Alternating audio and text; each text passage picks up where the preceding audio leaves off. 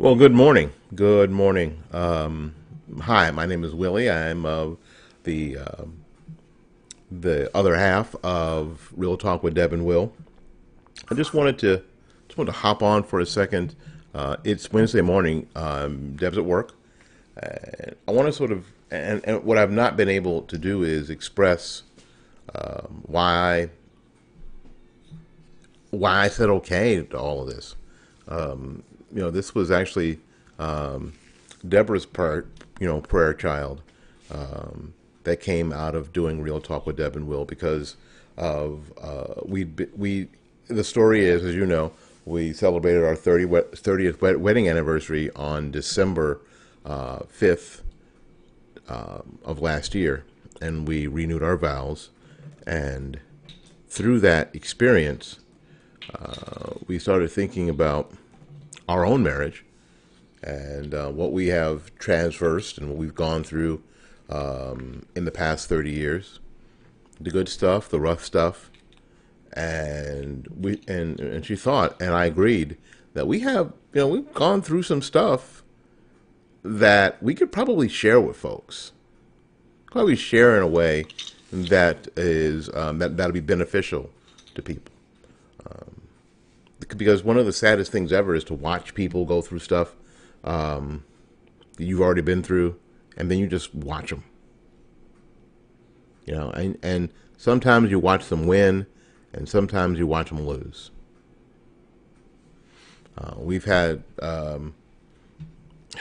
occasion to watch some people in our church that we thought were going to make it, that we thought were going to make it, that we thought were going to be okay. That it wasn't a good outcome. And I can't help but think that we probably,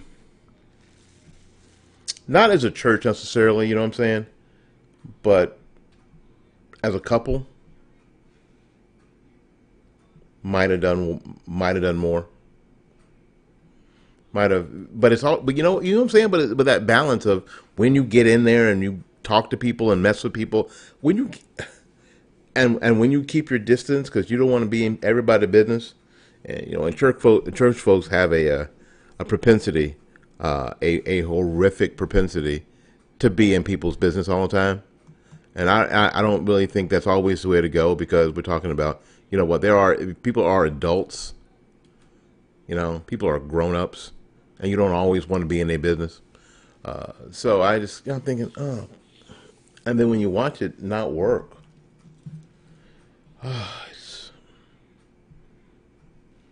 makes me sad. Makes me sad. I'm like, oh, crap.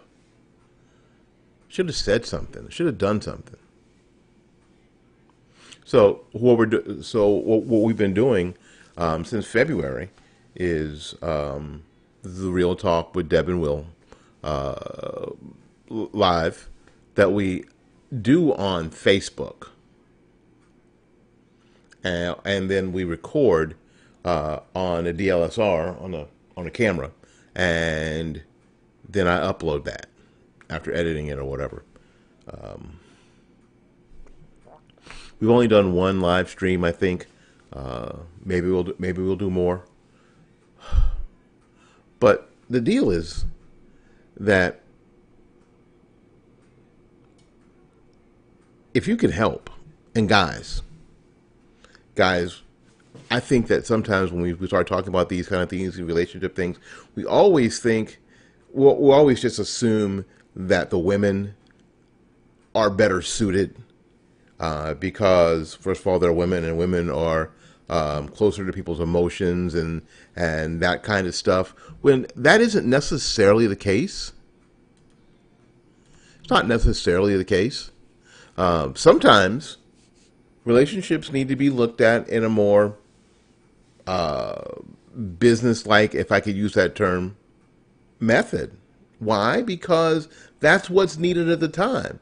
You've got to have both sides of the thing, of the emotional side of it needs to be recognized, obviously, and the practical side of it needs to be recognized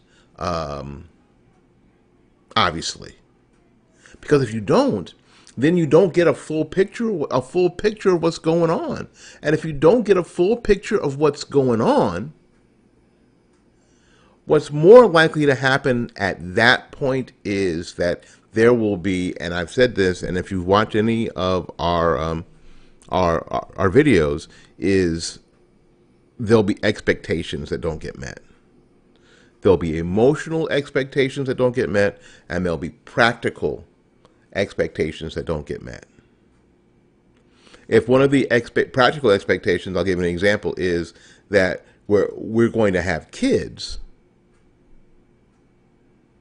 and 3, 4, 5, 6 years go by, and there are no children, and then you find out, guys find out that their spouse has been eating birth control pills like freaking Tic Tacs. Every time you come in the house, you'll be like, hey, how you doing? You know? Because her expectation was not to have children. That wasn't part of her expectation. And nobody talked about it. You know, okay, you don't want to talk about that on the first date. You don't want to be at the Denny's on the first date going, so how many kids you want to have?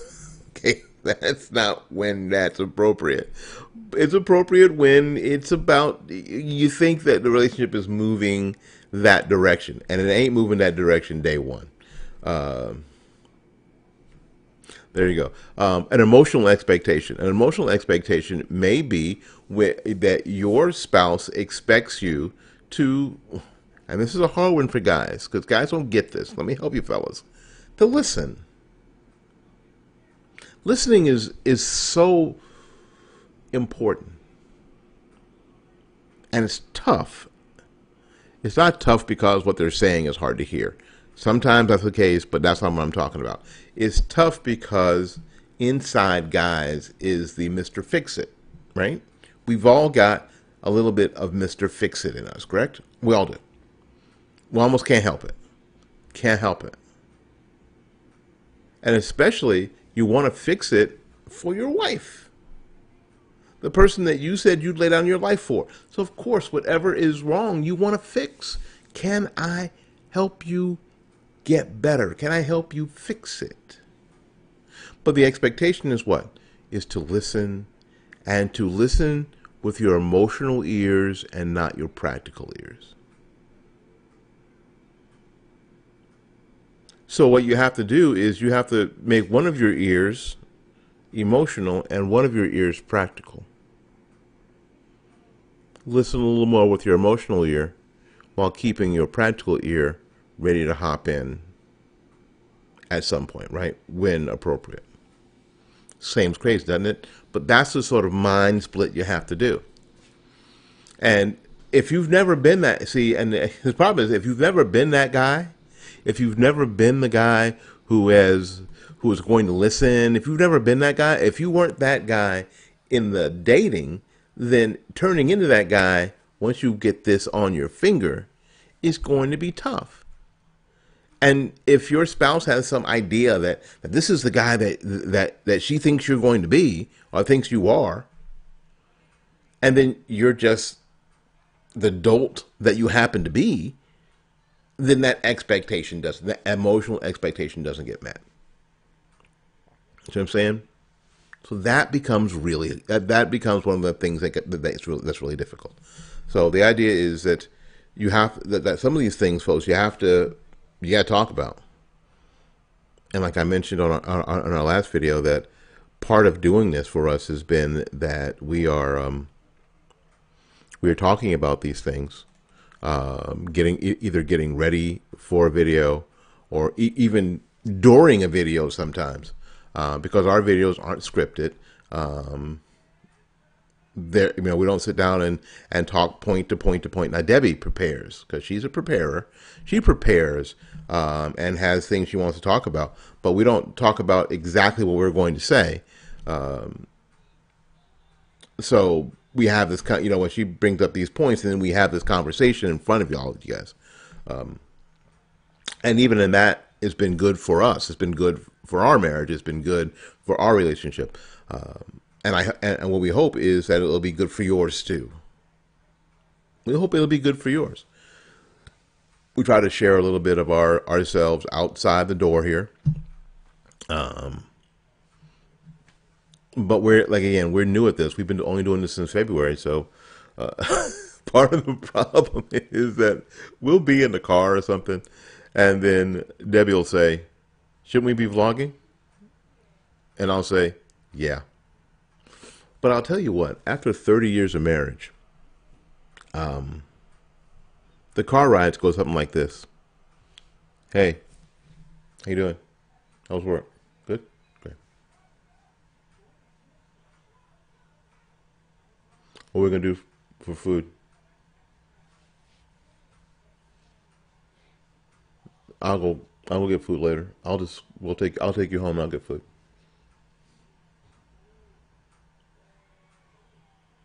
That's our car ride home from work. Not the most interesting thing in the world. We like it. It's comfortable for us. We like it. But you see that we're growing, that we are indeed growing in all this. Anyway, so I wanted to hop on real quick. Deb had to go to the doctor this morning before heading to work. I don't know if she's going to share, so I will not share for her. But I think it's important. We shared when I was sick. Debbie's not sick. Debbie is not sick. But we shared my medical thing, and you saw that. I got a little scar on my chest there. Can I do this without getting tagged by Facebook? There you go, a little scar on my chest there when I had my heart surgery. So I shared that whole horrible thing.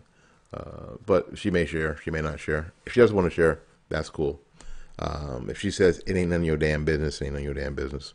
All right, so listen, I'm going to have some coffee, some delicious coffee from our Keurig machine and our chock full of nuts coffee. And do some more SEO, do some work with the lights, sweep this floor, wash the dishes. Because washing the dishes makes her happy. When I wash the dishes, it makes her happy. She's not happy if she's washing the dishes. She only gets joy when I wash the dishes. So I'm going to wash the dishes, or my son's going to wash the dishes later. Thank you for coming to our channel. Thank you for enjoying our videos. Thank you for liking and subscribing and sharing and commenting. We really, really, really, really appreciate it. We'll see you in the next video. Until we see you again, go out there and learn something, love somebody, and for goodness sakes, y'all take care of yourself. We'll see you when we see you. Peace.